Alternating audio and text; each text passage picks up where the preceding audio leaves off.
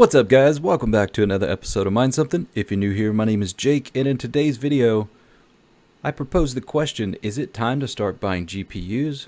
Then next question is, why isn't ERGO on more exchanges? And then we're going to talk about the HiveOS changelog. We're going to take a look at something called CryptoFed DAO. And then Radiant's hash rate is climbing like crazy. We're going to talk about that. We've got some announcements to cover, and then lastly, I want to share a project that should be on your radar if it isn't already. But you know the drill. Before we get into it, do me a favor, hit that like and hit the subscribe if you haven't already. Let's just jump straight in. Let's take a look at the market. So right now it is about 7:53 p.m. on November 21st, 2022, and Bitcoin is sitting at 15,810, Ethereum's at 1,100. BNB at 256, XRP at 35 cents, Cardano at 30 cents, Dogecoin at 7.5 cents, Polygon at 80 cents, Polkadot $5.20, Shiba Inu, I don't even know how many zeros that is, Litecoin $61.41, Solana down to $11.70. And let's take a look at Toncoin real quick. Still sitting at number 26. It's up 2.5% on the 7-day, and it's one of the only coins in green for the daily. Anyways, let's take a look at the farm right now. So the farm is coming in profitable at 65 cents per day after power, at 10 cents per kilowatt hour on my particular farm. And if we take a look at the rest of the coins, we got Neoxa at negative $7 a day. Ravencoin about the same. Conflux negative $5.44. ERGO coming in at negative $4.43, and Flux coming in at negative $5.79. Now, if you watched the last video, you know that I had mentioned that Conflux may be changing its algorithm to ETH#, and I've done a little bit of Googling, but I haven't jumped into their Discord yet. It looks like I'm going to have to, because I can't find anything about them changing to ETH# since maybe about August or September. It's not being talked about, or at least Google's not pulling up anything for me, but I'll jump into their Discord and see if I can find anything about that. But, you know, again, just going back to speculate on this, if they do switch their algorithm, that could potentially distribute hash rate amongst all of the other ETH# coins. And it'll be interesting to see how that shakes out if that does in fact come to fruition. Next, I wanted to take a look at prices of GPUs right now, specifically things like the 3070, 6700 XT. We'll kind of take a look at a few of the others, but right now eBay prices for 3070 are coming in at about $300. You got a 2-fan Zotac for $300, another 2-fan Zotac for $300. Gigabyte for $380, an EVGA for $360, Founders Edition at $299, another Gigabyte for $275, another EVGA for $310. So somewhere in that $300 range. As far as Facebook Marketplace is concerned, it's all over the place. You got people that are still expecting to get $450 for them. You got some that are listing it for $350. I do see 3060 Ti's listing at about $350. Usually 3070s are listed at about $400, but I'm certain that you could find a good deal because a lot of them are just sitting there. They're not moving. And a lot of that has to do with the fact that Black Friday deals are here. And what I think is happening is a lot of gamers are looking to upgrade. So they're trying to get what they can and recoup some money off of their existing GPU so that they can upgrade to a 4000 or 7000, right? But there's just so many GPUs for sale because, you know, crypto market's down in the dumps and mining profitability is awful. And I think we're getting to that point where it's starting to make sense to pick some up. Let's take a look at a 6700 XT and see where they're coming in at.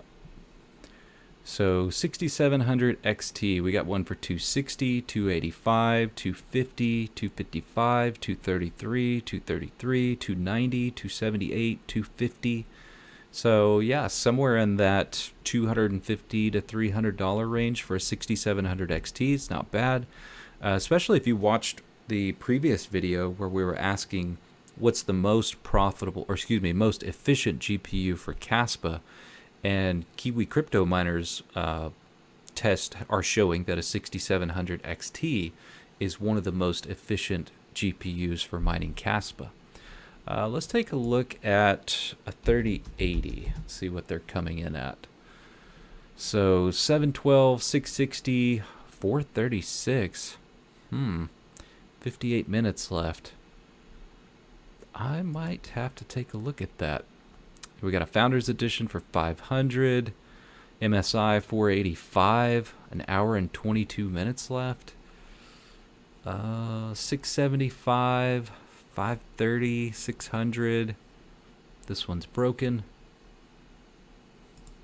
Yeah, this one up here. Very curious if there's something wrong with this one. Now, I do have a 3070 Ti Asus TUF Gaming, and the thermals on that are absolutely awful. But, you know, lately I haven't been mining anything that's memory intensive. It's all been Caspa or Radiant. So let's see here. Ran fantastic before taking it out to upgrade to a 6900 XT. Swapped out memory thermal pads for thermal grizzlies, and it can now run much faster at a cooler temp, typical wear from being installed in a system. Bit dusty, used primarily for gaming. $436 for a 3080. I really need to focus on adding more solar. I don't need to add any more GPUs right now. I got plenty. But yeah, that's a very attractive price for a 3080. Anyway, moving on. Let's talk about this article or this post that I saw on Reddit asking why isn't ERGO available on most US exchanges? And I thought this response was pretty encompassing. So to read the actual question, why is ERGO not available on most US exchanges, but you can get it on their international versions? Is there something specific to ERG tokenomics that would cause extra regulation in the US? So Glasgow-ERG chimed in here and said the reasons are multifaceted, but nothing to do with payments, as you bright blood, or that's the person's name, suggested. All major exchanges were contacted during the bull run when we were flush, and no T1s or US exchanges were refused due to the price. Some reasons why it's harder. ERGO is a unique layer 1 chain. The vast majority of projects are usually ERC20 or based on some other established L1 like Cosmos. This means their integration doesn't require a highly skilled engineer, as the code is already written. Next, the EUTXO model is much more complex to implement than other L1s, and even differs from Cardano in how native tokens are handled. Exchanges get the same amount for much less work implementing other chains, so they get priority. And then also, other layer 1s usually have VCs backing and connections, i.e. Solana didn't need to email and ask for a listing on FTX because Sam Bankman-Fried was already deeply invested. If you want to get listed the organic way with nobody making money, you need to apply and pay an integration fee if accepted. These are under NDA, but 6 to 7 figures all in usually. The exception is Binance, who instead asks you to donate to charity with an amount of your choosing. For the US, you'll need an established company, Legion opinion, and lots of time for filling in forms. Chains like Doge and Sheeb get implemented for free because they generate a ton of transaction fees for the exchange. There are also often volume requirements which needs to be met. But to see how meaningless volume is, simply sort by volume on CoinGecko and go check out the actual community activity in these chains dwarfing us in volume. Specifically to U.S. legal issues, we have a U.S. legal opinion from a New York attorney. Optional privacy would probably be a concern theoretically, but it's also present in ETH, although not truly as we see now with blocks being OFAC compliant. But doubtful that's a contributing factor to why we're not currently listed on US exchanges. Now, I think there's some other things to add here. One is, as far as the promotion of Ergo, it's a very grassroots project, and it is driven a lot by the community. And after the debacle with the difficulty, a lot of the community is a bit disgruntled, especially miners, obviously. Ergo was actually my favorite horse in the race after Ethereum was going to go proof of stake. But, you know, that situation left a pretty bad taste in a lot of people's mouths, and for good reason. You know, it should not have been an oversight. I think that a lot of people have lost a little bit of faith in the project because of the, I don't want to say arrogance, but the nonchalant attitude about the problem that a lot of people saw coming. And then also, you know, Ergo's origins are not US based, so to expect it to be listed on a US exchange, yeah, it makes sense that it's not on more US exchanges. And then going back to the volume thing, you know, it really comes down to integration. And as far as trading volume is concerned, a lot of people use Ergo for a lot of different things. You know, there's some great NFTs out there, the decentralized exchange. There's a ton of things that Ergo does really, really, really well. But when it comes to YouTubers and social media really shining a spotlight on that, you don't see a whole lot of it in the US, and for that reason it doesn't draw a lot of attention to people that run these type of exchanges in the US. Now, having said that, I still think that Ergo has a really good shot at listings on good exchanges, and that may come in the future bull run. Perhaps in the next couple of years, we may see it get listed on some of these larger exchanges. But a lot of this also heavily depends on how well Cardano does, because the relationship between these two projects is pretty tight knit. And you know, let's face it, Cardano is an excellent project, and I have a lot of respect for it. But we don't have the VCs. It's a community-driven project, and you know, if it's not Ethereum based, then that is what it is. And unfortunately, that's just going to be the way it is until perhaps the next bull run. But you know, maybe a great time to accumulate, may also be a great time to mine. I personally am mining other things. Now, if difficulty does continue to drop on Ergo, then I think that there is a good chance that people will start switching to Ergo once the profitability comes back into play. And that also is going to drive a lot of interaction and transactions amongst people. And if that type of stuff is visible to the exchanges, then it will draw a little bit more attention. So don't lose hope on Ergo, guys. A lot of times, you know, I kind of look at this. I'll give you a football analogy.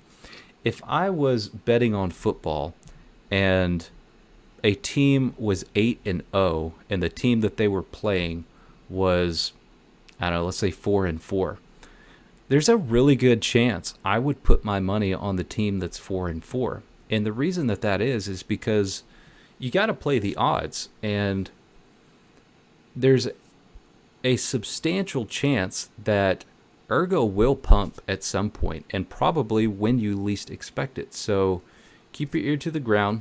Don't lose hope. Pay attention to what Ergo's doing. I'll keep you guys updated if I can. Next, let's talk about the HiveOS changelog. So there's quite a few things in here to go over. We've got Gminer significantly improves efficiency hash rate on pool for Caspa in single and dual mining modes. And then they also added beam hash algorithm for NVIDIA GPUs. Then we got WildRig Multi V 0.34.0. Bug fix release C changelog. Then we got BZ Miner version 12.1.1 fixed nice hash pool. Well, we've covered this in previous videos. WildRig Multi version 0.339 bug fix release. See changelog LOL miner fixed config generation for non-dual Alephium mining. There was something in here specifically I wanted to go over in regards to LOL miner. I guess this is it. So non-dual mining for Alephium, which I assume that means that you can now mine Alephium by itself. It does not have to be dual mined on LOL miner, which is interesting. I don't think it's profitable. Of course, there's nothing really profitable but Caspa and Radiant, but I just thought that was interesting. Next, let's take a look at this article. American CryptoFed registration at risk as SEC alleges filing anomalies. The SEC instituted administrative proceedings against American CryptoFed to determine the issuance of a stop order which would retract its registration and bar sales of in-house tokens. So American CryptoFed DAO, the first decentralized autonomous organization to get legal recognition in the United States, is at risk of losing its registration after the United States Securities and Exchange Commission dug up anomalies in the Form S9 registration statement dated September 17, 2021. And I'm going to pause here for a second and say, I find it kind of odd that they're just now digging up anomalies in the registration form that was done back in September. Me personally, I lean towards, this whole situation with FTX. It has something to do with it. Obviously, you guys have probably seen that Biden's coming out with a new initiative to address the concerns around the crypto industry. You've got MasterCard, Visa, all these different companies teaming up with FedNow to produce some type of test using a digital dollar. But let's continue. The Wyoming Secretary of State's office recognized American CryptoFed as a legal entity in July of 2021. At a time when the organization's CEO, Marin Orr, believed that Wyoming is arguably the top blockchain jurisdiction in the world. However, on November 18, 2022, the SEC initiated administrative proceedings against the DAO to determine the issuance of a stop order. A stop order from the SEC would retract American CryptoFed registration and bar sales of in-house tokens, Ducat and Lock. According to the SEC's Division of Enforcement, the Form S9 registration statement filed by American CryptoFed lacks vital information such as audited financial statements and details about its business and management. The SEC further believed that the American CryptoFed filing contains misleading statements and omissions while being inconsistent in describing the tokens as securities. In this regard, David Hirsch, chief of the Enforcement Division's Crypto Assets and Cyber Unit, stated that American CryptoFed not only failed to comply with the disclosure requirements of the federal securities laws, but it also claimed that securities transactions they seek to register are not, in fact, securities transactions at all. Hirsch clarified that users must provide the required disclosure information to the SEC. However, the SEC claimed non-cooperation from American CryptoFed during its examination of its registration statement. Based on the information made available to the public, Hirsch shared SEC intent regarding the DAO. The Enforcement Division is seeking to stop CryptoFed's registration to protect investors against misleading information. Speaking to Cointelegraph, American CryptoFed Chief Operation Officer and Organizer, I'm not sure how to pronounce that, argued against the SEC's claims, stating that the Section 8D order can only apply to effective registration statements. To the extent that Section 8D order is applied to the registration statement, which is pending and is not yet effective, it is applied to the wrong subject matter and is unlawful because the effectiveness of the registration statement has not yet existed and the Section 8D order cannot stop the subject matter which does not exist, explained Zoe. For the American CryptoFed DAO's Form S1 registration statement, which is pending and is not yet effective, it is a subject matter of refusal order of Section 8B of the Securities Act of 1933, which clearly states the Commission may issue an order prior to the effective date of registration, refusing to permit such statement to become effective until it has been amended in accordance with such order.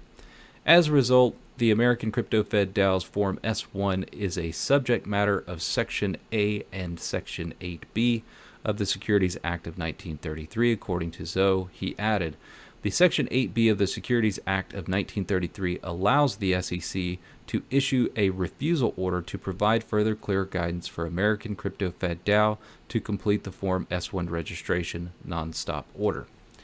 Zoe reiterated that Section 8B of the Securities Act of 1933 allows the SEC to issue refusal order and provide clear guidance to complete the Form S1 registration. However, it does not allow the federal agency to issue a stop order. As a result, the SEC abused the Securities Act of 1933 to unlawfully delay, stop, and obstruct American CryptoFed DAO's legitimate disclosure through Form S1 registration statement. So, I read this article just to reiterate to you guys, I want to drive this point home. It's an all-out war. And, organizations like the SEC should be here to protect investors. That's their mission statement, right?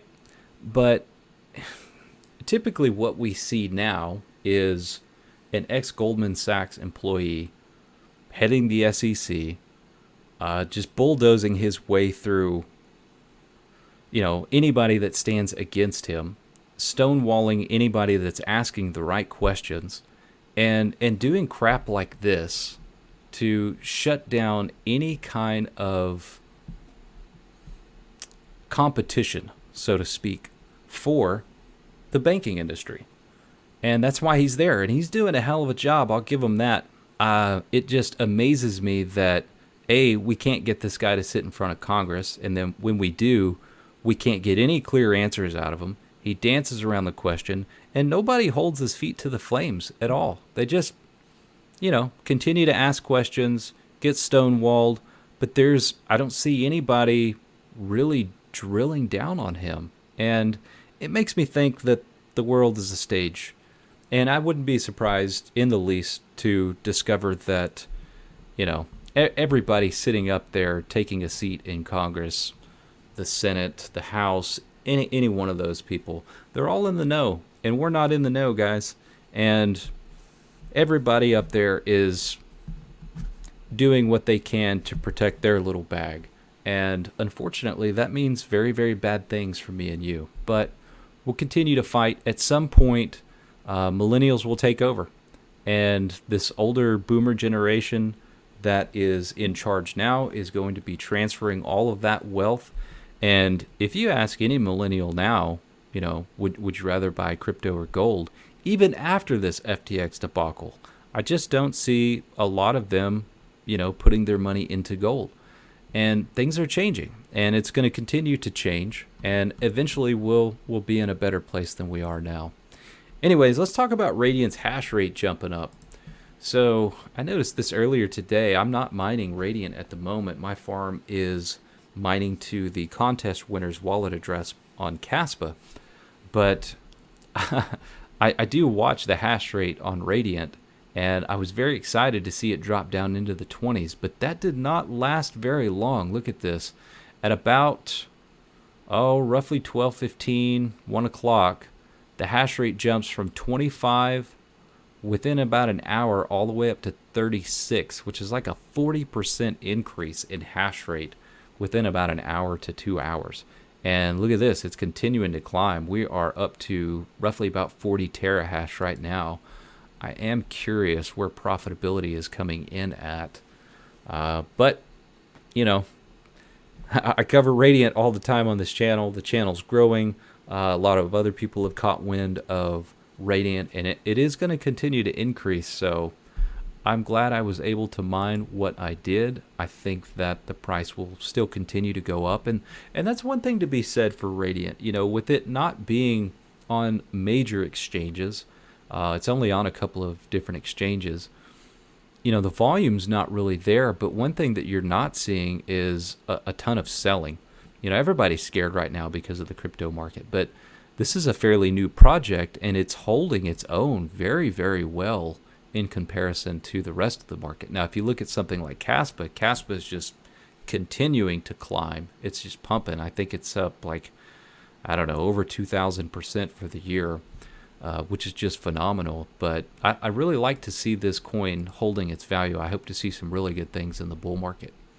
Anyways, let's talk about this tweet in regards to a 4080's hash rate. I noticed that Wooly Pulley showed what was most profitable to mine on a 4080, and what do you know? Of course, it is Radiant. But look at this, 2,000 mega hash at 200 watts, a core of 2580, and of course the locked memory at 810 is going to net you 69 cents a day on a 4080, which is pretty significant. And then we've got dual mining Proof of Memes and Caspa, 91 mega hash on Proof of Memes, while you're getting 733 mega hash on Caspa, and that's going to get you 60 cents a day in profit. And then we got Proof of Memes and Alephium coming in third place at 58 cents a day. But yeah, you know, the bus size is ridiculously small to be on a 4080.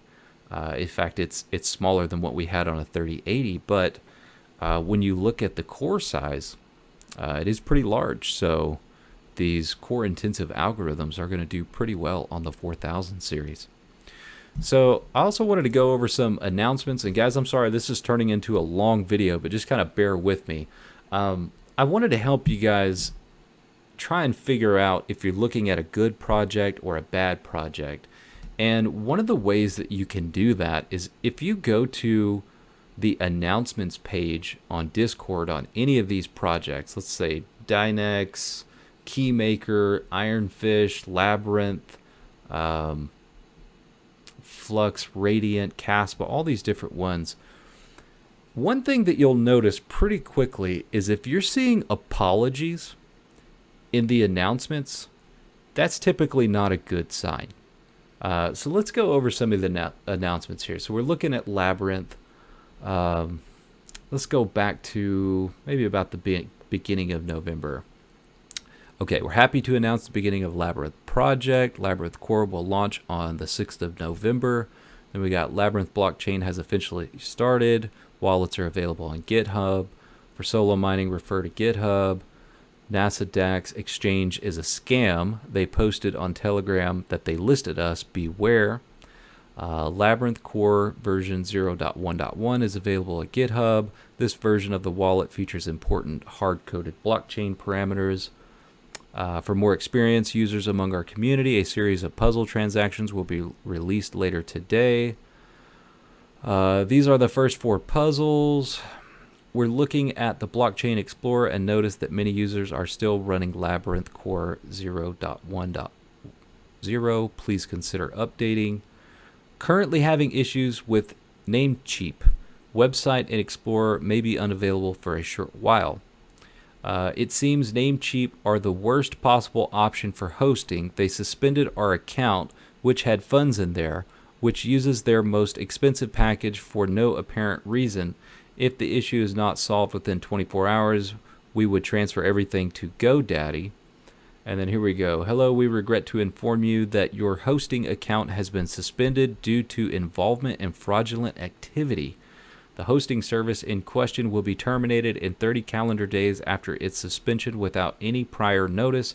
As a reminder, such activity is expressly prohibited on our hosting servers according to our acceptable use policy. So yeah, not looking great there for the website for them. Let's take a look at Keymaker's announcements. They don't have an announcement. Oh yeah, they do. Here we go. So let's take a look. Let's go back to beginning of November-ish. New wallet release. It's official. The Discord we will use from now on. Link will be posted. New wallet release. We are planning to perform a consensus fork starting with version 1.0.0.4 or greater. This fork is tentatively set to begin on 11/30. Serpent X Tech launched a video. White paper is now ready. Please upgrade your wallets. Let's take a look at Flux announcements. So most recent announcements, we got Flux ERC20 has been listed on an Indonesian exchange. You can now deploy the front end of some of the most popular DeFi projects on our decentralized Web3 cloud via Flux Marketplace. We are pleased to share Cumulus Fractus, or aka Project Thunder, has been deployed on testnet. All nodes will need to meet the benchmark for Cumulus node plus the storage requirement. Our goal is to spend some time testing and have a target of a few weeks for live net release. Cumulus Fractus requirements. We've got the Hobbyist Miners interview with Daniel Keller. Let's take a look at Radiant announcements.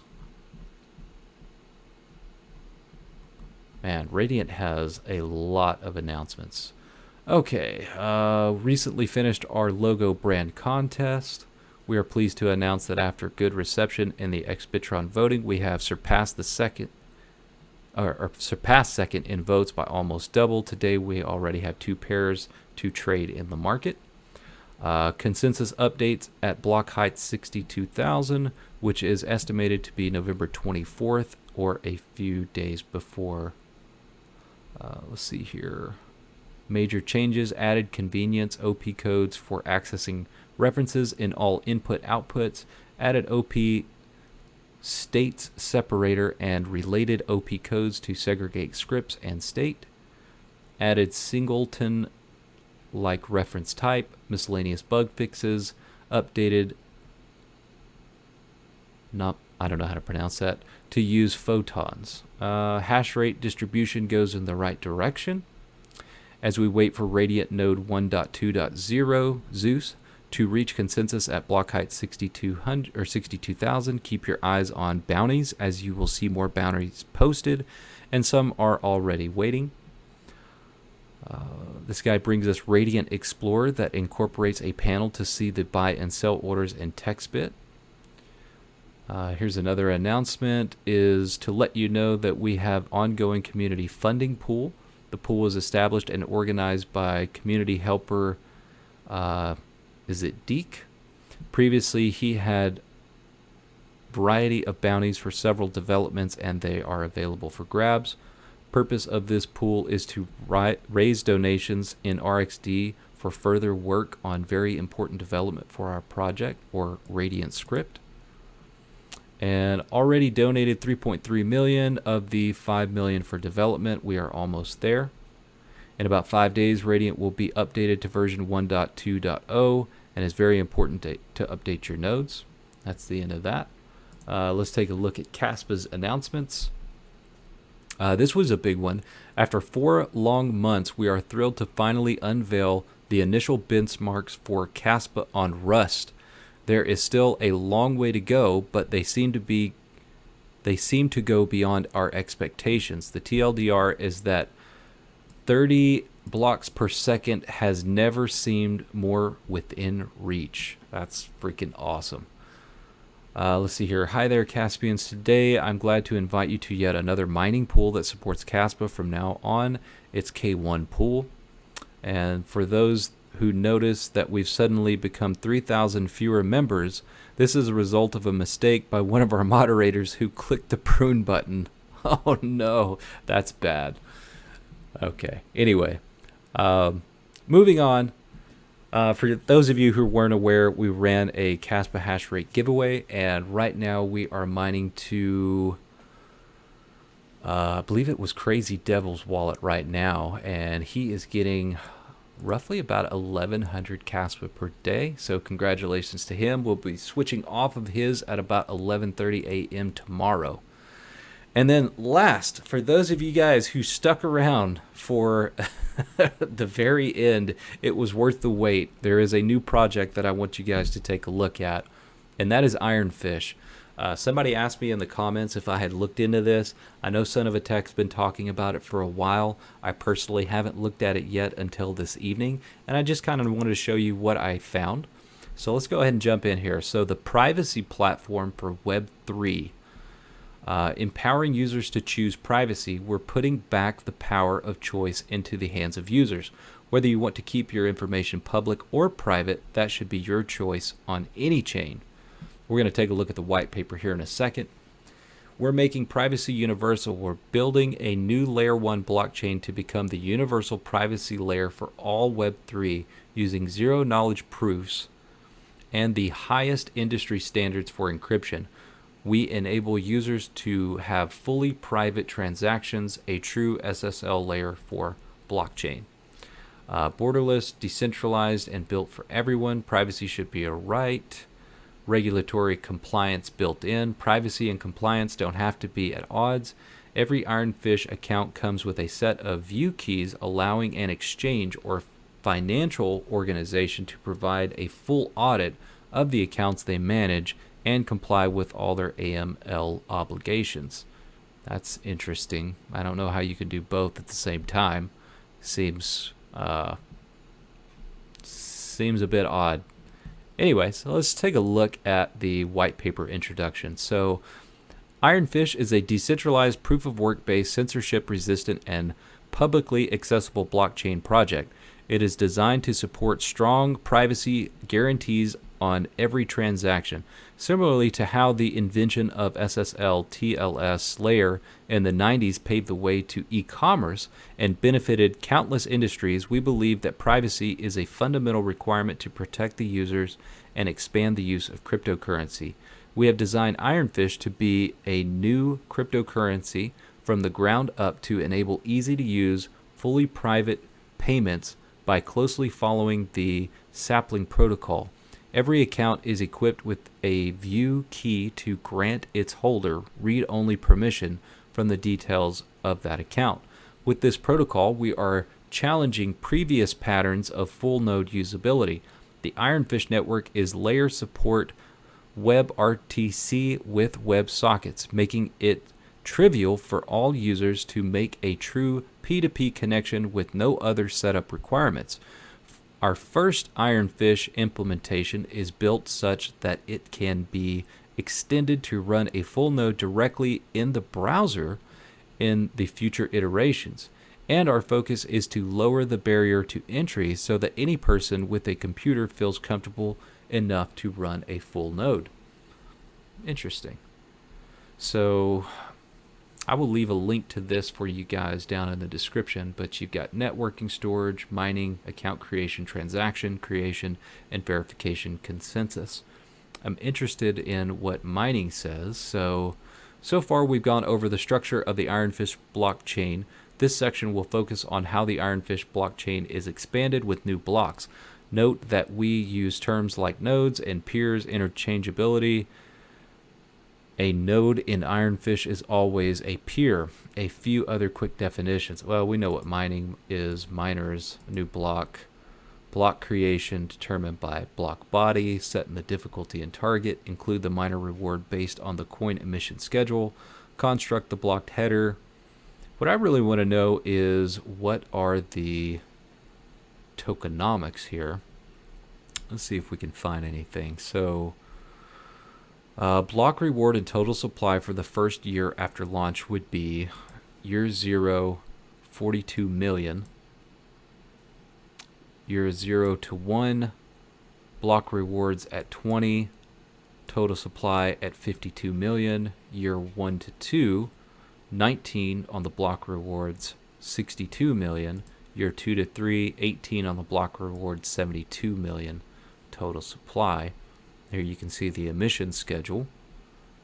I was really curious about what algorithm that they're using, and it looks like they're using Blake 3, I think. It says Blake is a cryptographic hash function based on Daniel J. Bernstein's Cha-Cha Stream cipher, but a permuted copy of the input block with round constants is added for each Cha-Cha round. Like SHA-2, there are two variants differing in the word size. Let's see here. So we got Blake 256 and Blake 224, while Blake 512 and Blake 384 use 64-bit words and produce digest sizes of 512 bits and 384 bits. I did notice in here that it's being used by the likes of, let's see if we can find it. So Argon 2, Chefs. There was a couple that caught my attention here. So IPFS, RAR, 7-Zip, Zcash, Nano, Polkadot, PCI Fault, ERGO. A cryptocurrency uses Blake 2B256 as a subroutine of its hashing algorithm called Autolycos. So we got Linux kernel, Open Network and Digital Commerce.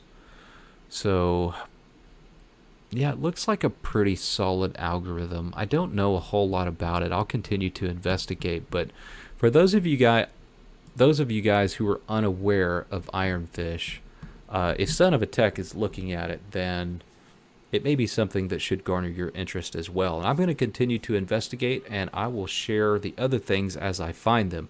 Anyway, sorry for the long video, guys. For those of you who stuck with me, really appreciate it. Hope you enjoyed the content. Do me a favor on your way out. Hit the like and hit the subscribe, and I will catch you on the next one.